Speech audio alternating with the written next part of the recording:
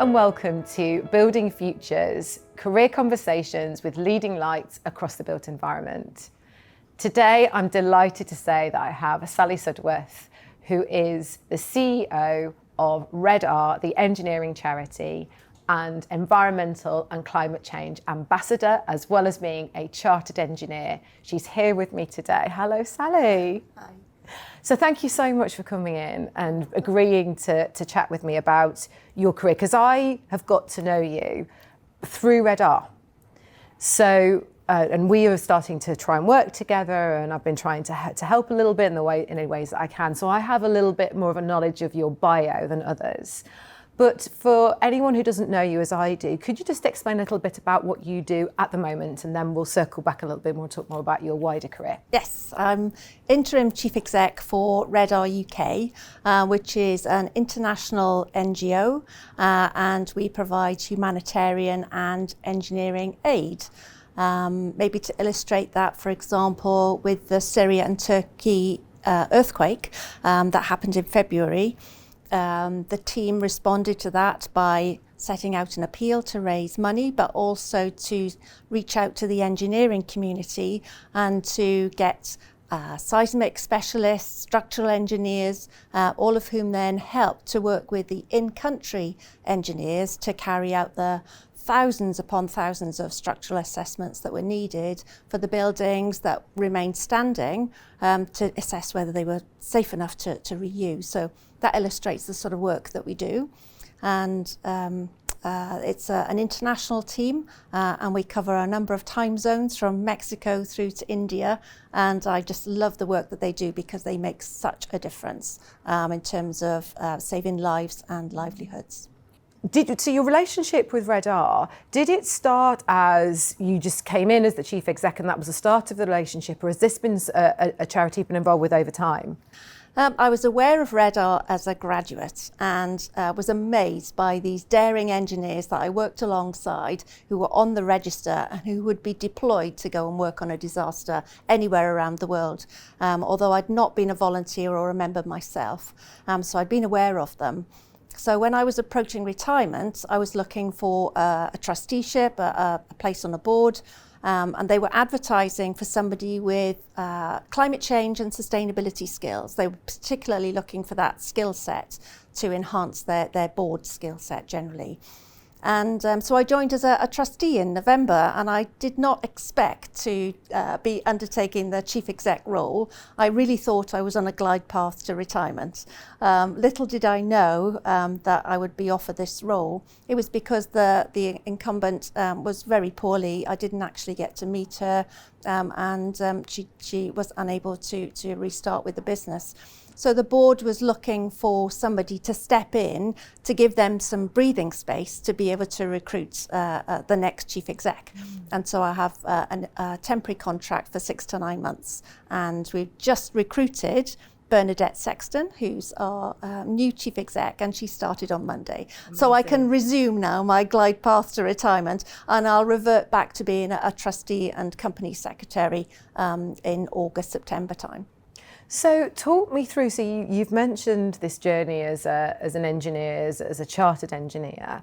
So we talk almost every day. Often I'm being asked questions about how do we increase diversity, all diversity, not just gender diversity, but diversity in general across not just civil engineering, but across the whole of the built environment. So just coming back to the start of your career, what was it that made you choose engineering as a career? Yeah, I wanted to become an environmental engineer. I think from reading, both my brothers are engineers. One's a mechanical engineer, the other one an electronic engineer. So to become an engineer myself wasn't anything unusual. And I won a sponsorship with Wimpey Construction to attend university, and I had the option of going to City University in London or Portsmouth Polytechnic as it was then. And I chose the latter. It was a seaside location, and the sponsorship deal was great. I had a lot of holiday time placements to allow me to get experience on construction sites. So that was really quite interesting. And what kept you there though? Because what we often hear about are people that choose engineering that get, as soon as they graduate, other professions almost swoop in because they like engineers because they are normally quite mathematically biased, but also have that really deep practical problem solving aspect. And I know that that's quite attractive to lots of employers. So just because you do civil engineering doesn't mean you stay in civil engineering, but you did. So what, I guess first question, what has kept you at the start and what's kept you throughout your career in engineering? Yes, it's just hugely rewarding to be involved in building structures, building infrastructure. You end up with a really tangible product at the end of the day that you maybe don't get with many other sectors. So to translate a drawing, well, a concept, an idea, work on a design and then translate that design into something real is really rewarding.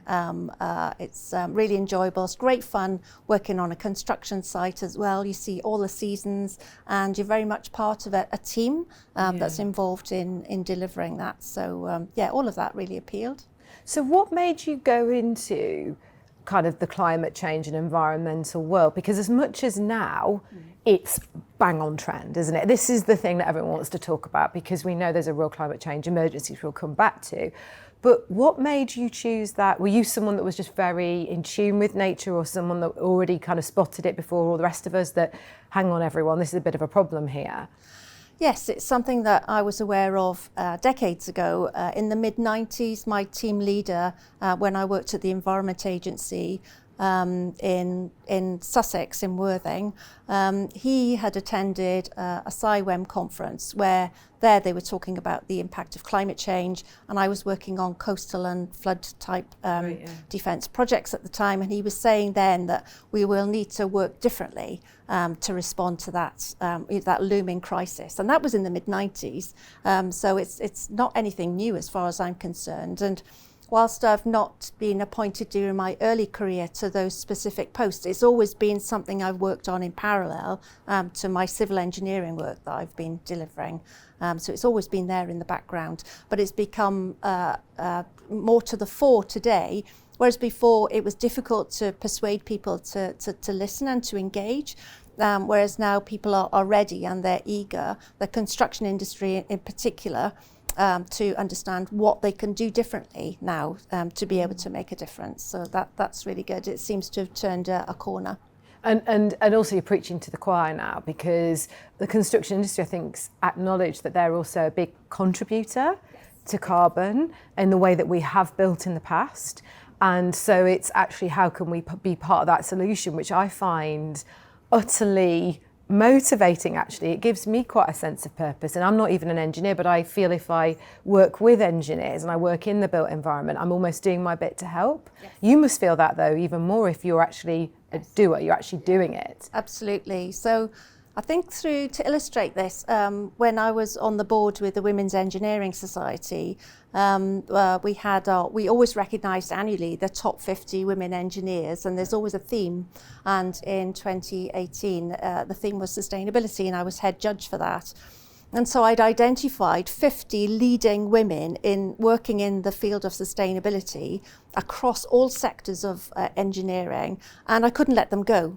I thought this is such a fantastic resource. We have to continue to work together to be able to understand how we can influence our employers, our clients, the work that we do personally and our lifestyles at home.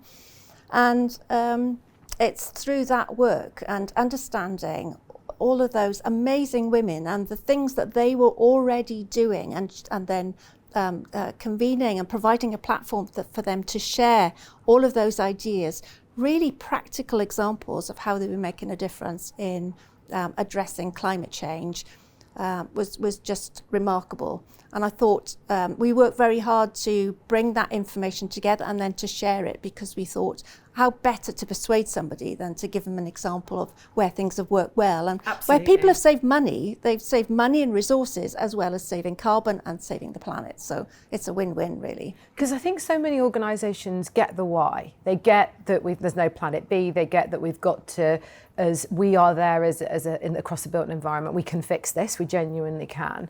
But often what they struggle with is the how. Yes. It's actually what practical things can I do?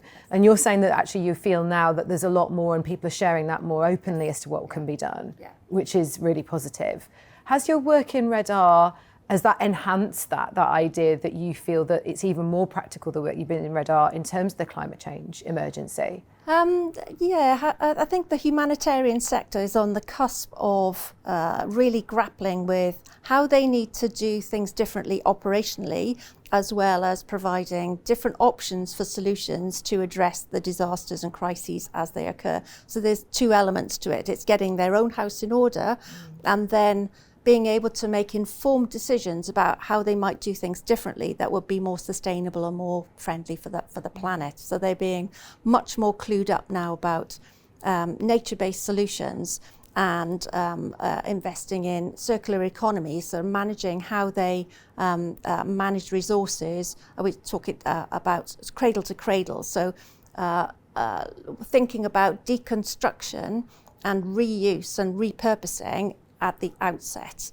so that when a building or an asset or a piece of infrastructure has come to the end of its life, that the elements can be reused and repurposed, and so that resource is being used time and time again, rather than automatically go into a tip, or a refuse centre, or It was quite interesting actually. I was on the train back up north to see my family, and I was sat next to a chap from a tier 1 contractor, and of course, as you can imagine, like I'm doing now, but I'm quite professionally inquisitive, as I'd like to call it, and I start asking him just about the job he was doing, because I'm genuinely passionate about the sector, even though I'm not an engineer by background myself. I love the built environment. I see what it does for people's lives. I see it builds their homes, it builds their schools, it builds their hospitals, it builds the way we get from A to B. So I feel very invested in it. So I was just asking him, because he's working on a project in London but travelling to Lichfield, and we were based on the train together. And he was saying that this tier 1 contractor has set goals in terms of the amount of recycled materials they expect to be used. And then that's very reassuring that is happening, because then you know we're actually planning that into the buildings. But the buildings themselves, the way that they're being designed, is so that they then don't emit carbon themselves. It's not only that materials going in are more recycled, it's the way it's being built will mean that it is not a contributor, which is what it needs to be, I think, really. There's a project that I heard about just recently, that I did a site visit to it last summer, called Stoke Bardolph Wastewater Treatment Plant. And that's been designed so that it's super efficient in terms of its energy use, operationally, but it's got a gas to grid connection.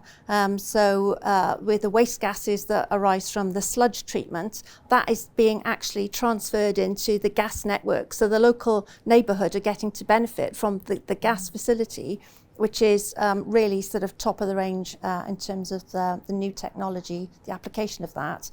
And then the sludge is dried, so it's Class A grade fertiliser. Yes. So there's almost, well, there is some waste, but it's so vastly much smaller than would have normally been the case, with the benefits of that gas creation and the fertiliser, both of which generate carbon emissions and are a problem. So it's solving the problem threefold. It's remarkable. And that's what engineers, I think, do. I think you, as I can say this, as I'm not an engineer, but I spend so much time with them, I feel like I'm sort of by osmosis becoming one. And I think you're all so deeply problem-solving people that you will make sure that you stay until the solution is found, because this is whether it's building a bridge, this time it's actually solving climate change, but it's like, no, we can do this. We've just got to all put our minds together to do it. Just circling back to something you said earlier, you started talking about the women in engineering. And I said something like, I get asked every day, I do, really every day, by some employer, how can we get better diversity? How can we attract greater diversity? So have you got any thoughts on that based in your own background? You said you were part of women in engineering. Have you got any thoughts on how we improve it? Things do need to improve for sure. When I worked at West Sussex County Council, I was the first female engineer to work there, the first to get pregnant and to ask for maternity leave, and the first then to ask to work part-time whilst I had a young family. And they sort of got over the shock and rallied round, and they made things happen. So I think employers having a flexible approach and being able to provide working arrangements for men and women, so that whether it's caring responsibilities for a family or for parents or for other members of the family, or whether somebody's a top sporting athlete and needs extra time to train, it's facilitating the people's ambitions outside of the workplace, so that work-life balance can be really good. And I think it's the flexible employers who have attracted the best female engineers then as a result. So that's no surprise.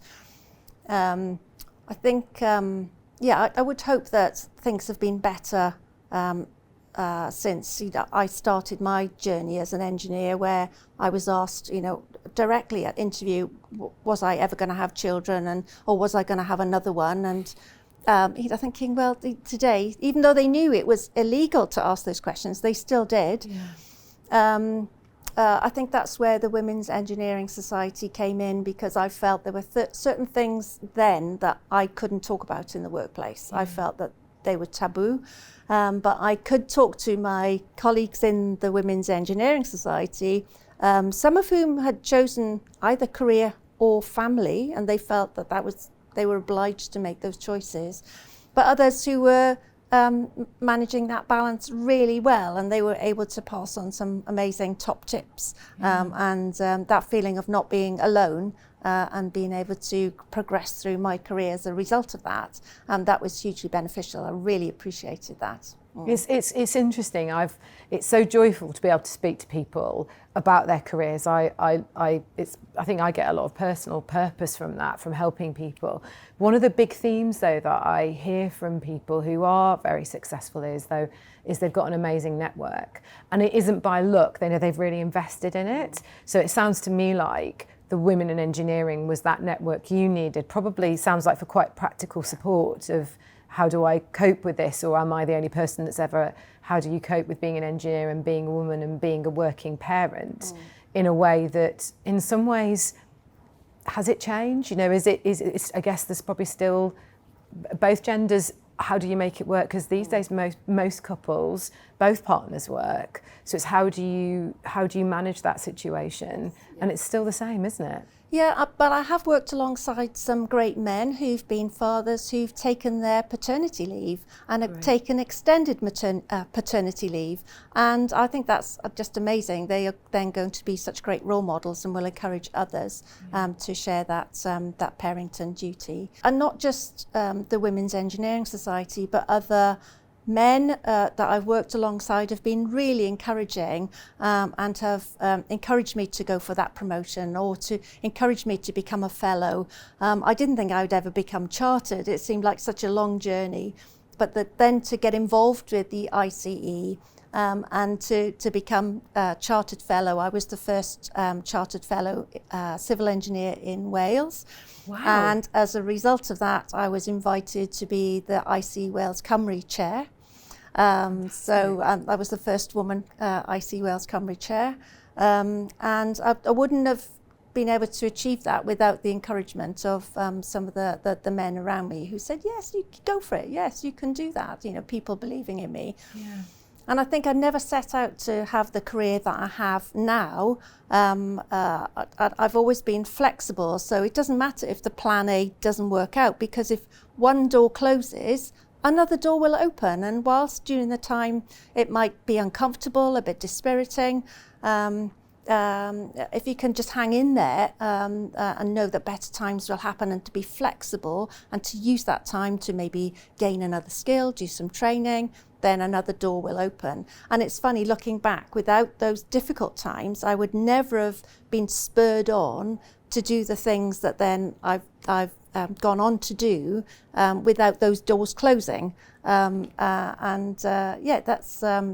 what I would encourage people to do, is not to give up, but to look for those opportunities at those times where you think it's difficult, but it's not. Even when I've had difficult teams to manage, and it's moments when I've been tearing my hair out, they then have given me some fantastic evidence to present an interview when they say, tell me about a difficult experience that you've had to manage. Yes. And I'm thinking, oh yes, I've got the perfect example here where you can be objective about, so it's been open to learning from those difficult situations. So I never dreamt that I would end up where I am today, being chief exec of just amazing team who are making such a difference. But obviously you've learned throughout. It's not, I always love, again, one of the joys of doing this is I've realised how modest incredibly successful people are, and yet when I look at it, I think it's not all luck actually. It's exactly as you said, it's a continuous learning, and it's being open to it though, because I think there's so many people around you and there's lots of situations that present themselves where you could learn, but it's about, are you open and willing, or are you sleepwalking? Because if you're open and switched on to it, like you said, there is so much learning that can happen. Yes. In the hardest times. It's when you're going through that though, because a lot of people think, I know I should be more resilient, but how do I actually do that? What is it? Is it self-talk that you do? Do you go and read a book? Do you go and, what is it you were doing in those really tough times to keep yourself going?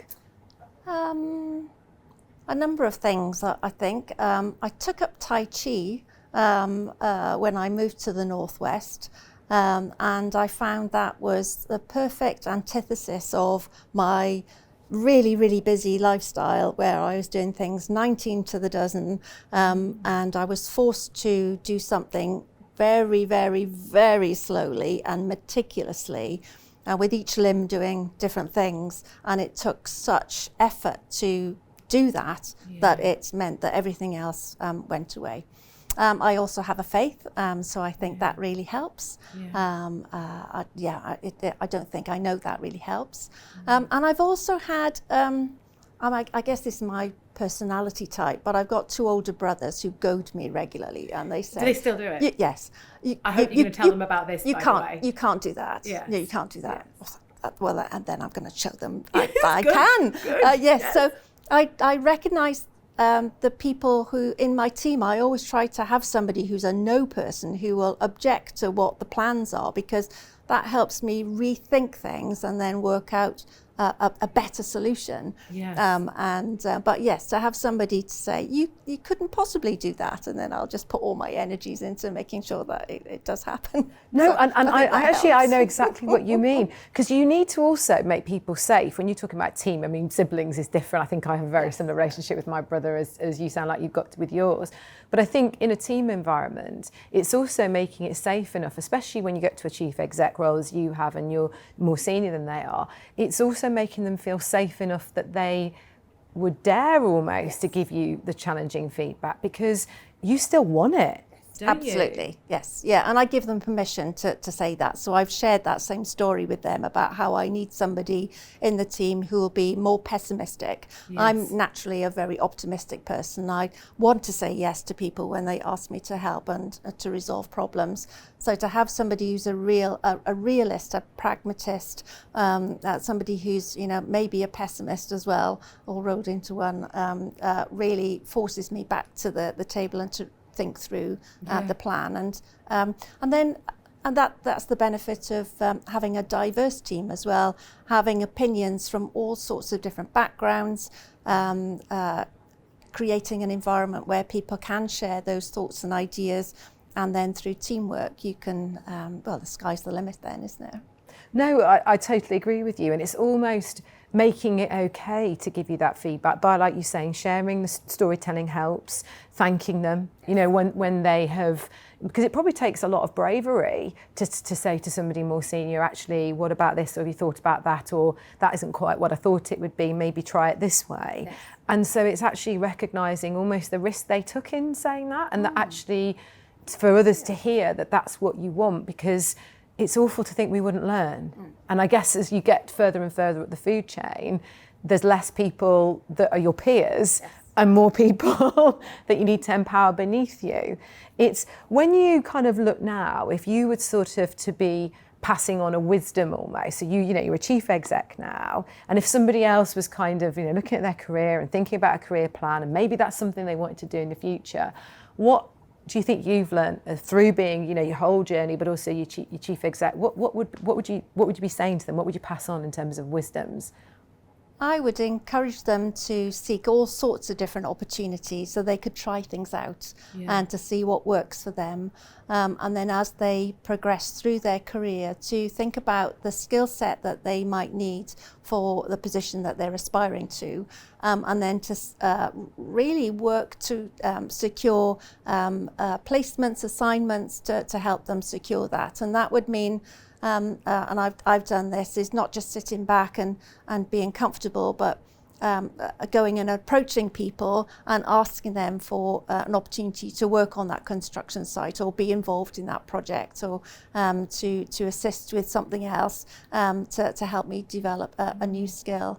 So to try things out and to experiment and to be open to all sorts of different opportunities. And I guess coupled with that would also be not being scared, isn't it? To try, because that's often, I hear this because I'm lucky enough, lots of people share their careers journeys with me, a few on camera, lots off camera, and they ask for advice on their careers, and often they have that aspiration to change, but also at the same time that sort of concern and worry about it.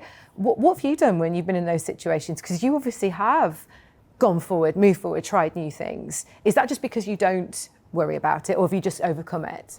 I think I've had great coaches and mentors. So when I've been approaching a situation that I've not been in before, I've sought out people who can give me advice, who can coach me, or can be a mentor for me to help me in that situation. And having somebody usually outside of the team, or at best outside of the organisation, they can be truly independent then and give me some really good advice and help me be better prepared to face the challenges. And I've done that now, and I've had two people who've given me coaching sessions for the position of chief exec, but also one person who had been an interim chief exec before as well. Yes. And he talked me through letting go and the transfer, the transition, and what might be involved in that. So I think that's been really helpful. So I would suggest to people to get that coach. If people are looking to become chartered, there are so many mentorship schemes through SciWEM, through the ICE, through iStructE, through the Women's Engineering Society, that can work alongside people to help them unlock those opportunities that they're seeking. Perfect. Well, thank you, Sally. This has been so useful to hear your story, because actually it's been really practical, as I would expect from an engineer, but I think that's actually what listeners are looking for, which is that resilience that you need. We often know that we need it, but actually it was very interesting to hear about your Tai Chi. And I think what it sounded like was it makes you stop and it makes you not think of anything else. And sometimes we can overthink. And sometimes our brains just need a rest. And then when you come back, I should imagine, when you've switched off, you are able to gain a bit more perspective on a problem, or maybe if times are more difficult. And I know that it might be Tai Chi for someone, it could be something else for someone else, cooking or skiing or swimming or whatever your thing is to switch off. But I think it's that self-understanding of, actually at this moment in time, I need to step away from this problem to come back again. But I also think that idea of getting someone else's perspective, a trusted mentor, I think often we think about it in a practical work situation of, I don't know how to solve this problem at work, therefore I'm going to ask for help. I think people often don't think about it in the same way as their career, that actually what I do next in my career, actually, if you can't speak to someone within the organisation, there must be other people in your network. It's just taking that chance, really, and asking them. They probably would feel very privileged, I should imagine, that you've asked for that. So I think that, to me, is a real practical side of it, plus that real view of embrace change. And I think that, again, in people's careers, when they can sometimes feel a bit stuck, I think your positivity around change is so good for other people to hear. And I hope that anyone listening who feels a little bit stuck actually takes this moment to say, I might just start looking a little bit, or start thinking about my career goals, or start writing something down, because that will help them to move forward. So thank you so much for coming in and speaking to us. And thank you for listening in today. You can get other episodes on our YouTube channel, or you can tune in on podcasts via Spotify, Apple, or wherever you get your normal podcasts.